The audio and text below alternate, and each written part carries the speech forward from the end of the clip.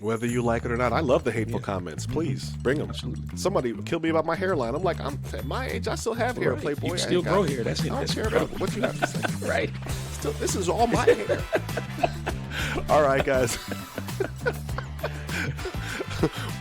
And it's another episode of the Beat the Best podcast. It's me, your host, Betamax84, with my co-host Sean Mohammed Watkins.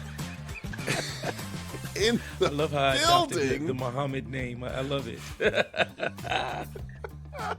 Hey, it's great. It's great to likewise, see your brother, face. Likewise, always pleasure to get on here. I look forward to these once a week, and like I said, it's fantastic, man. Chop it up with my brother. We do this anyway, but yeah. We do this anyway, which I'm glad you said. You're always the tee off for these lead-ins. Today we're going to have a lot to talk about for basketball and the NBA's image issue. But Sean, we talk, I don't know, sometimes 2 or 3 times a day. Sometimes I feel like I'm bothering not at all. you. I feel the same way though. Sometimes I got something that I know that I can talk to you about, and you'll understand, and you'll go, yeah, I get that. So so like I appreciate it. So just so you know, I appreciate it, because I know there's probably not a lot of people out there that listen to my nonsense. I don't even consider it nonsense, good sir. So I don't know a lot of people who love music as much as I do.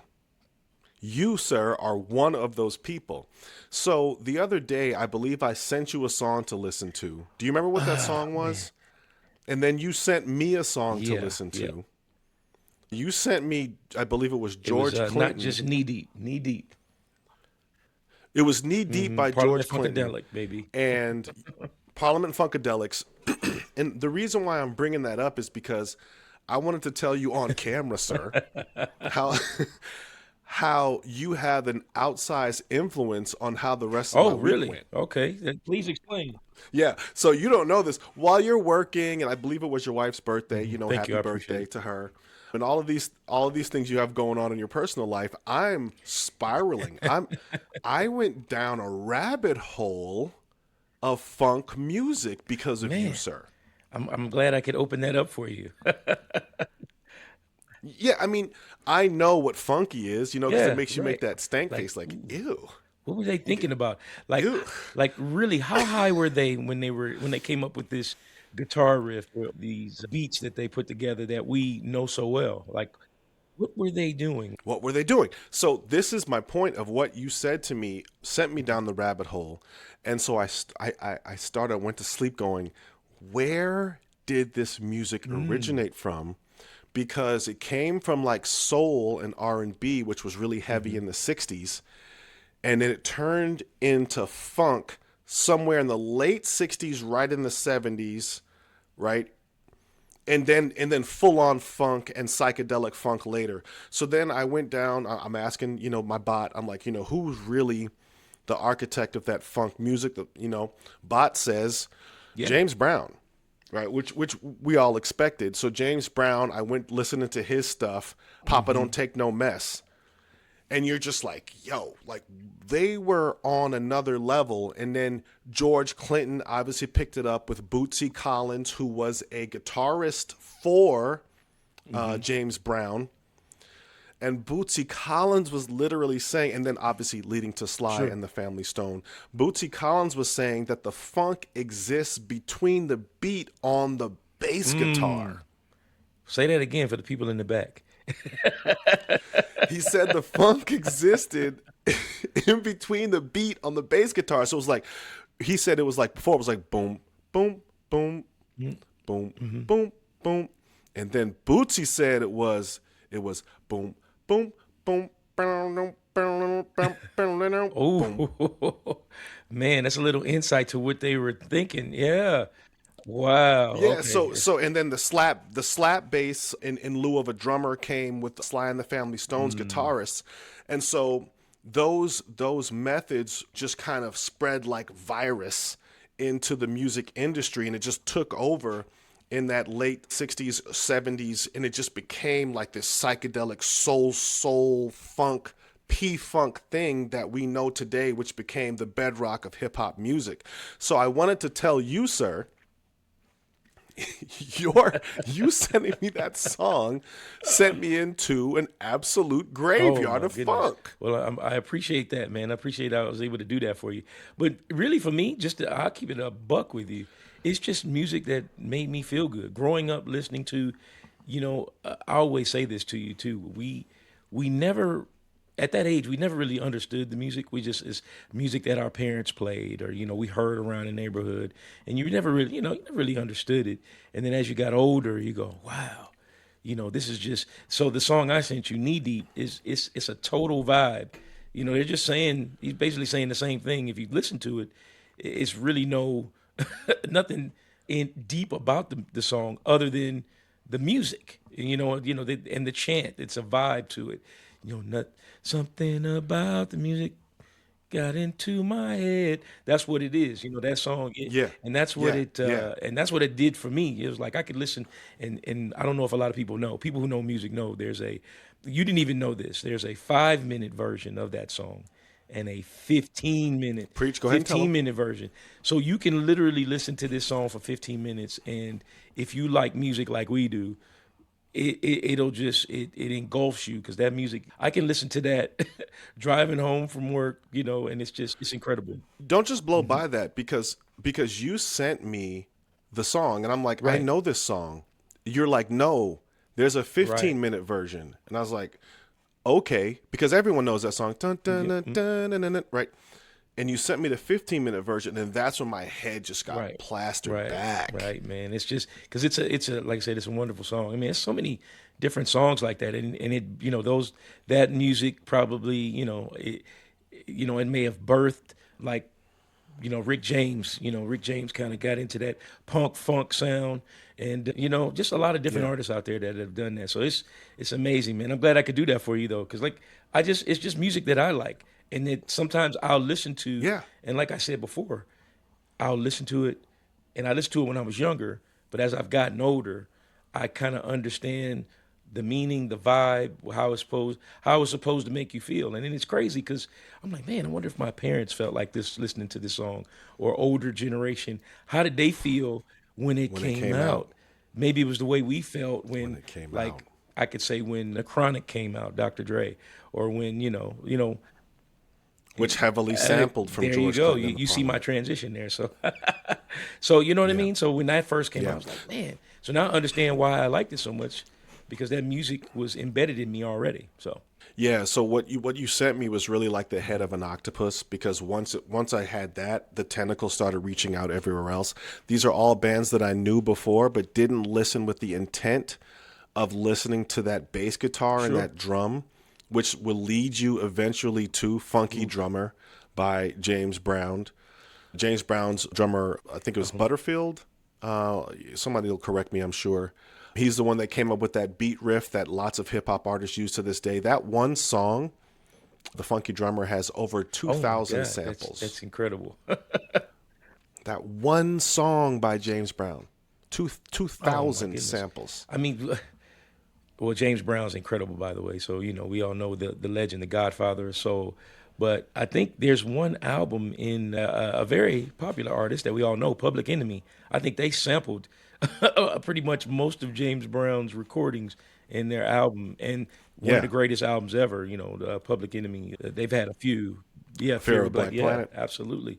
So, I mean, Yeah. man, shout out to that genre of music. It's incredible, and it keeps on giving. And I honestly, I wish a lot of the younger generation would tap back into that.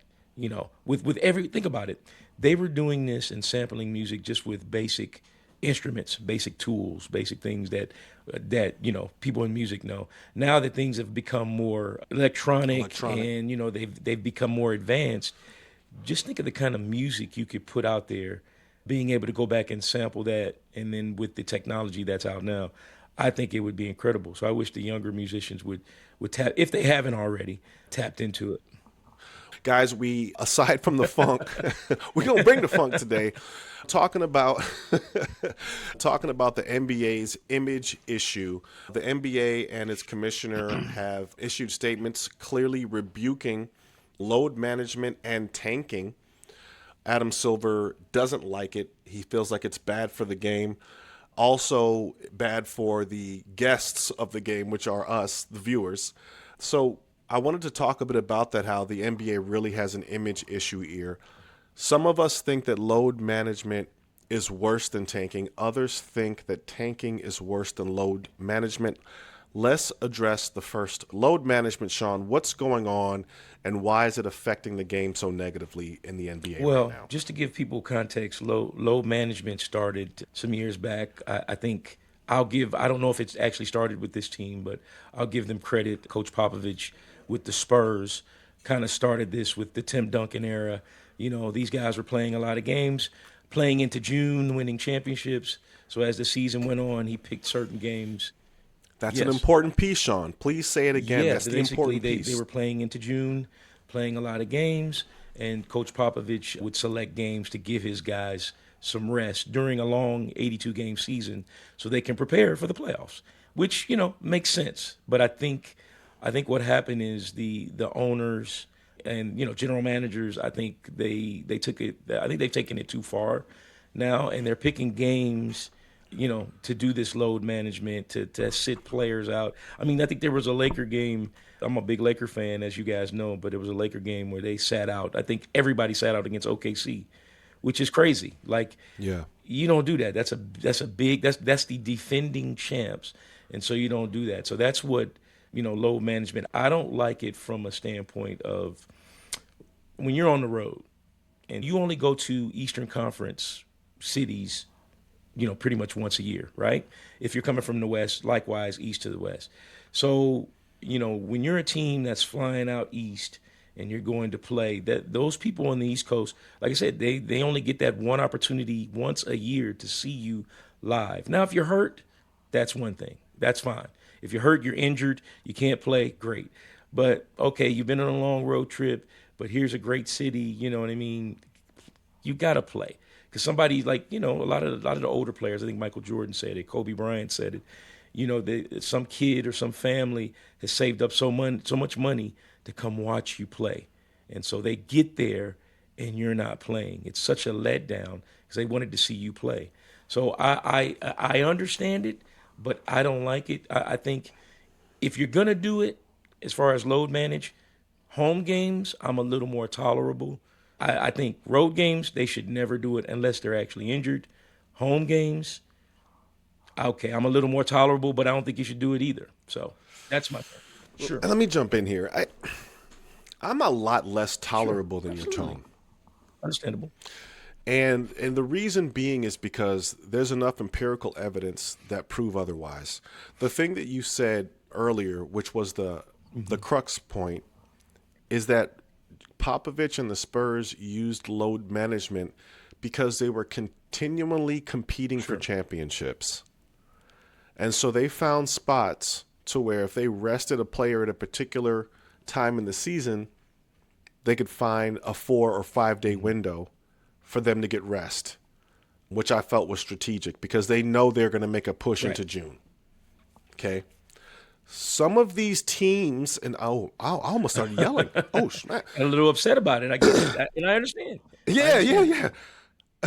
Some of these teams are resting players, and they know they're not going to be competing for a See, championship. I'm not tolerable about that. Just to be clear. So I'm not tolerable about that. Yes, like you're resting your stars, bro. You're never going to make it to the Eastern or Western Conference final. It's not even in your cards, much less an NBA championship. Why are you resting these guys? That's part A, okay? Part B is the data with what we know with health, wellness, and fitness has definitely improved since 1970s, 1980s, even the 90s. We have better tech. We have better gear. Our shoes have air, helium, moon rocks in them. We have so many things that are supposed to be making the athlete journey better, yet and still you're telling me that these players can't play these particular minutes. Now, somebody's going to put in the comments, well, they're running around more on the court. Fine. They're also taking less damage because you can't take the hits that you used to in the 90s. You can't even hit players like that anymore. Okay. So even if you're running more miles, you're not taking more physical abuse. Allen Iverson had to get scraped off the court every single game. John Stockton was getting beat up every single game. Those guys played more time. They played more games. I think John Stockton has 8 or 9 years straight where he gave you 82 games. So miss me with the idea that these players need more rest while ... making more money. And that's the part that grinds my gears. And I understand that, but that speaks to another issue. If you'll let me elaborate on that speaks to the issue of what the players are doing in the off season. And I heard this somewhere else. I can't quote. Maybe somebody in the comments could bring it up. But the way players did in the 80s and even the 90s, off season basketball, there wasn't so much training. You know, there was weights, there was shooting, and then there was actually playing basketball. So guys in the off season, I mean, think about it. You know, the historic runs we used to have at 24 Hour Fitness. Shout out to 24 Hour Fitness in Henderson.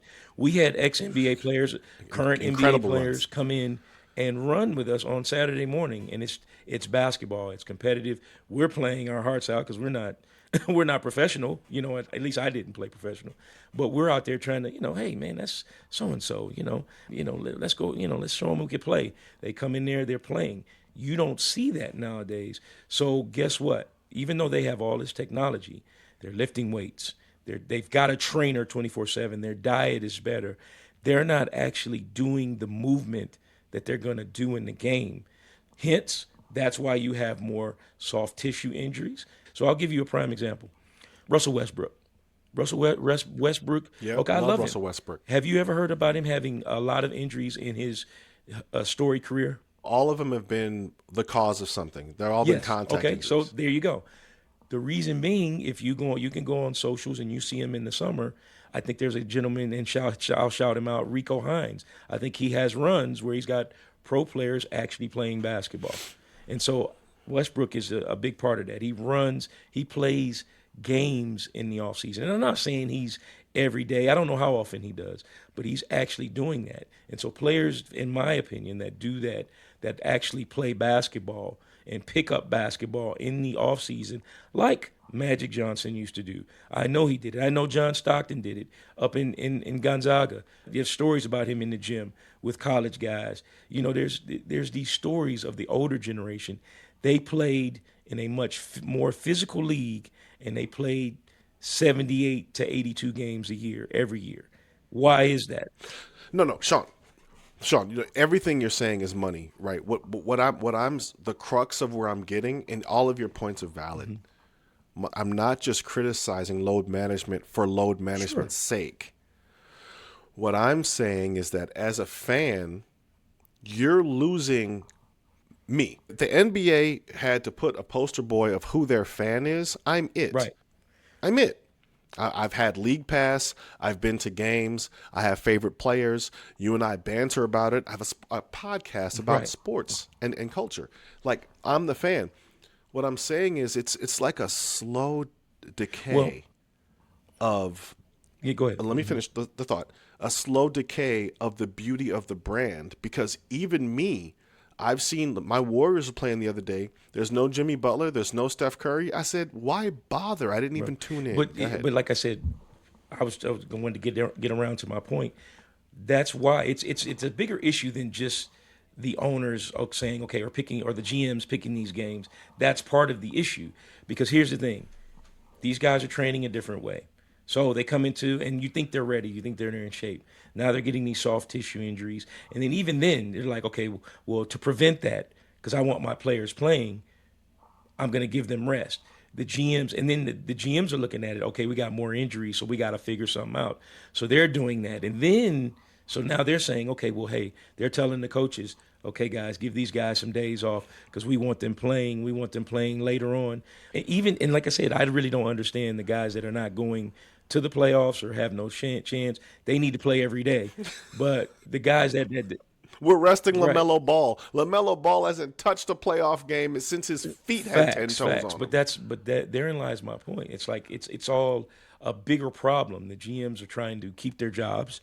The coaches are trying to keep their jobs. So they got to figure out a way to put the best product on the floor more times than not.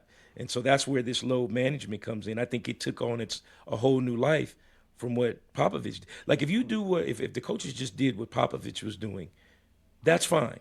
I understood it. It's near. Yeah. He did a lot of times. Yeah. He did it towards the end of the season. You know what I'm saying? To get ready for the playoffs. Or strategically Exactly. through the season to find a nice block. Exactly. Yeah. So they played, 4 games in 5 nights, whatever. He'd find a game in there where he'd rest, and he wouldn't rest everybody. So Tim Duncan would rest, but Tony Parker would. Next game, Tony Parker would rest. You know what I mean? And Tim Duncan would be playing, Ginobili. So he did it strategically. I don't think he had. I've never seen him have 3 of his main players out at the same time. It was usually just maybe 1, maybe 2. But now they're doing this now, and it's unfortunate. It is taken away from the game. I don't watch as many games either. So you're right. It does take away from the game, and it leads us to our next topic, which is the tanking issue. That's another thing. So right? Right. So this is load management is its own monster. The tanking issue starts to take place because now teams are vying for AJ DeBanksta, from St. Joseph. No. I believe, he's by BYU. Whatever college he goes. BYU. He's an incredible player. He played last night. Almost Went double nuts. last night. Mm-hmm. Right. And I'm watching. I'm like, you guys are you guys tanking in January? Right. Like, what? Right. I mean, you've got. I think it was pre All-Star break. And you've got. Yeah. Hold on, Sean. They got fined. I think they got fined $500,000. The Utah Jazz got fined for conduct unbecoming. And some other people got some harsh words from the commissioner. Your product, as you said brilliantly, the product you're putting on the floor still has to warrant you buying a ticket or continuing your streaming service as the way the NBA is currently put up. I want to know your thoughts on this tanking thing after load management. So, like I said, it all ties together. So you got the load management because you want to try to put the best product on the floor at the times you want to make sure the players are available and healthy and not get those soft tissue or even those major, out for season type injuries. So then tanking is involved. Now you're like, okay, I'm not going anywhere. A la Utah Jazz aren't going anywhere. A la Indiana Pacers aren't going anywhere. Teams like that. So, right? So now you see this good crop of kids coming out of college. You got A.J. DeBanksta. You've got Darian Peterson. You've got Caleb Wilson. You've got a host of other guys coming out of college. Oh, Cameron Boozer. These guys are going to be coming out. Those are your top 4 or 5 picks in the draft. So as a franchise, and I tell you this all the time, I say we're living in a microwave society, right? No teams they don't want to put it in the oven and bake it. They want to zap it and it's done in 30 minutes. And what I mean by that, yes, high in sodium. Exactly. High in sodium so is what you mean. What they want to do is, all right, well, we don't have a chance this year. We're going to tank. We can get this generational talent and put some pieces around them and turn our season around. Because if they don't, guess what? That GM is fired. Guess what? And I'm saying, I know you disagree. I get it. But that's the whole reason. I'm just giving you my take on why. Look at me. I'm giving you my reason, and that's why. No, I know. I'm not even upset at you, dog. I'm just like, I'm frustrated because you make a good point. Self-preservation is hardwired into our reptilian brains, right? So it's going to be there. You want to keep your job. You want to keep your position. You want to keep your salary. We saw what happened to old boy from Dallas, Rico. He traded Luka. Then Nico Hines. I'm sorry, Nico Harris. He made the trade, lost Luka. Then they end up losing the other star, and now Kyrie's not coming back. But it's like, well, which makes sense. Why would you play Kyrie Irving it makes no sense. So of course you're going to shut him down for the rest of the season. It makes no sense. So, vying for draft picks is your only chance of creating some sort of winning future for your franchise. But at the same time, player development is also part of it, right? We've seen players who went from average to interstellar. My guy here for the Portland Trailblazers, he went from being very average to an all-star, right? So player development is a part of it as well. I think just hoping on draft picks to save your team is not the way forward. I agree, but okay, player development takes what? Time. And these guys don't have They don't feel like they have the time, Saif. I mean, seriously, this is what I'm talking about. They don't feel like they have the time to do it. So they're like, okay, well, we gotta strike it rich. It's like, okay, you're not getting a Victor Wembanyama every year. So but everybody's vying to find that one player that can be transcendent and build that team. And so, like I said, they're on the microwave time, not the oven time, and that's what they want to do. And it's unfortunate because we're getting a bad product. Hold on, Yeah. Sean. Hold the duck on. They're on the Instead microwave of the oven time, time. not the Yes. oven time. Somebody need to put that on a Well, t-shirt, sir. but that's society in general. I mean, we can go down the rabbit hole on that, and maybe we'll do that in the beginning of the next session. But seriously, it's everything is we got to go now. Everything is the 11th hour. So every team wants that, and they want to be able to get that transcendent generational talent. And let's be honest, the players that are coming out in the draft, great players, but I don't know if they're generational talents like that. They could be, but I don't know. Generational It's talent is overused. overused. Great player versus LeBron James, Victor Wembanyama, Yeah. Michael Jordan. Right. Generational Right. talents. Right. Okay. Great players, they Right. come and go. Exactly. Right. And anything can happen in between. I believe, who was the MVP last year? It was Shea Gilgeous, right? SGA? Yeah, Shea Gilgeous Alexander. Yeah. He was wasn't he Yes, with he the was. Clippers? Yes, he was.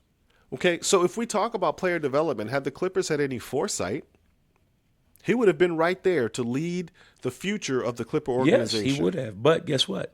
They were on microwave time.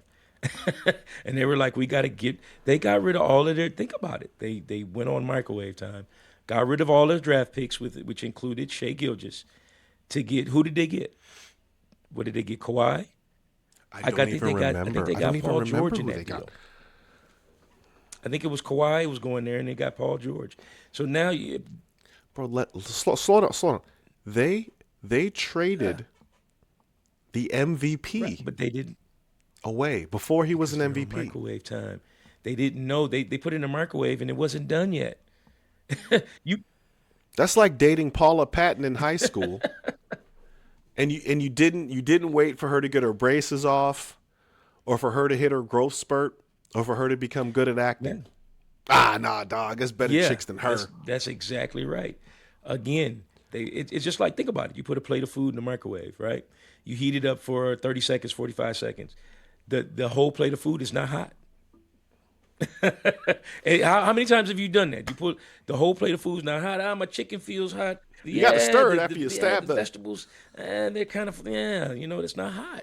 So that's what they did. They're like, I'm gonna go ahead and throw this out, do something different. So that's what they did. That's what the Clippers did, and Clippers haven't sniffed the championship. But guess what?